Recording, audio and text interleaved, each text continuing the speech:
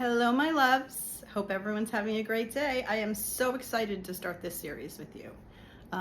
It's going to be very emotional for me, reliving all of these things and also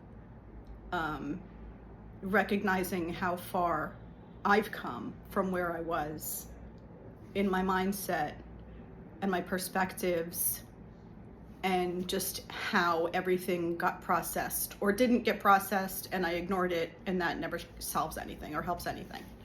So I will give you a brief intro if you haven't seen my pages or stuff like that. My name is Nikki Nardizzi.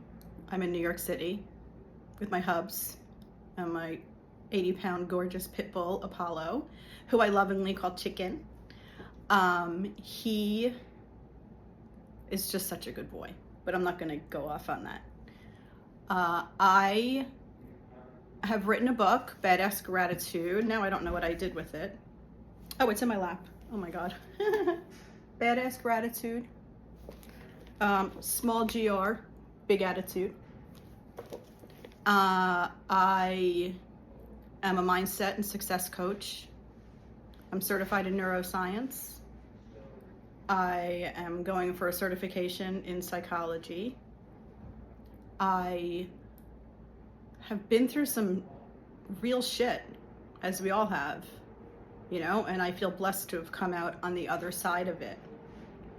I am a speaker. I know you might not realize it right now, but I am a speaker, and I share my story to help empower people and to hopefully inspire them to take control and understand how much control we all actually have over our mind and our thoughts and all those good things.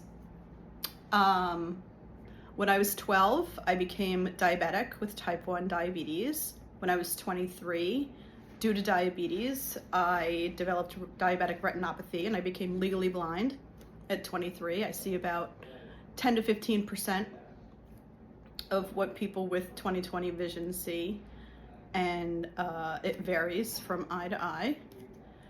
I contracted meningitis when I was 27 and ended up being hospitalized for that.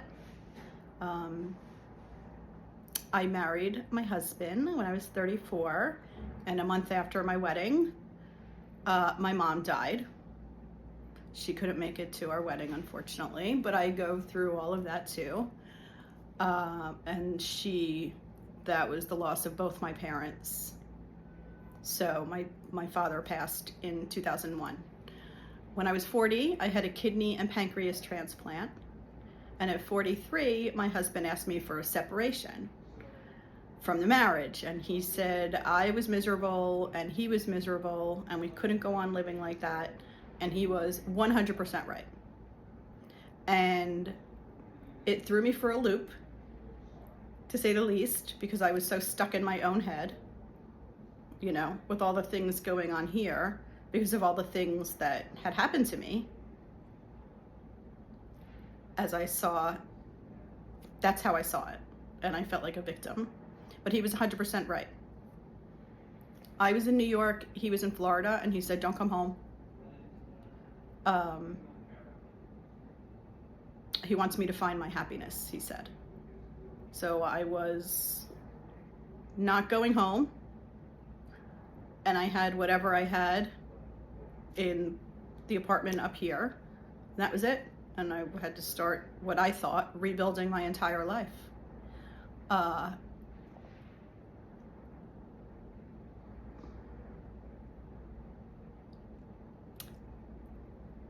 I was left with a choice, and that choice was either to remain in my destructive belief system and lack of self-love and self-worth, mostly due to my disability. That's when the seed got planted, so I could remain where I was, or I could pull my head out of my butt, put my big girl panties on,